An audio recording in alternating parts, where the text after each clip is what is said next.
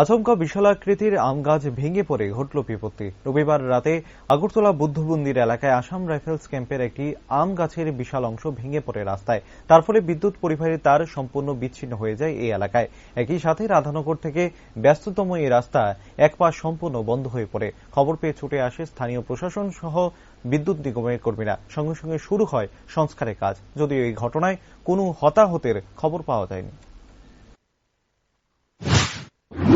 আমরা হঠাৎ দেখি কারেন্ট চালু করতে গিয়ে যেটা খবর পেয়েছি এখান থেকে যে সাইকেল হাউস থেকে বুদ্ধ মন্দিরের অব্দি যে মিডল জায়গাটা এর একটা আসাম রাইফেলের যে আছে গেট আছে, ওই জায়গায় একটা বিশাল বড় আম গাছ ভাঙ্গা পড়ছে। তো ভাঙ্গা পড়নে আমরা লগে আছি দেখি আমরা কারেন্টের তারটার অনেকটা ছিঁড়ে নিচে পড়ছে। এখন আমরা চিন্তা করা করতেছি এটা কীভাবে কাটা যায়। পৌরসভা খবর দিব, পৌরসভায় এত বড় গাছ তো আমরা কেটে তুলতে পারবো না, গাছ দিয়ে আছে এটা গাড়ি দিয়ে কাটতে হবে। মানে রাস্তা কি বদ্ধ এক সাইড? এখন তো আপাতত এক সাইড, এটা তো টু এন্ড রাস্তা, কিন্তু ওখানে এক পাট করে রাখছে, পুরাটা তো ঘাস করে রাখছে রাস্তার চেষ্টা পাইয়া জন কাটে ধরে দেওয়া করছে।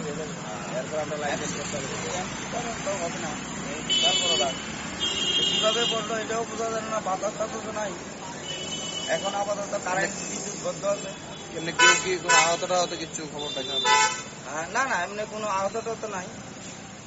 আহত টাহত এরকম কোনো খবর নাই। আমরা তো এটা খবর পাই, আর কল পাই।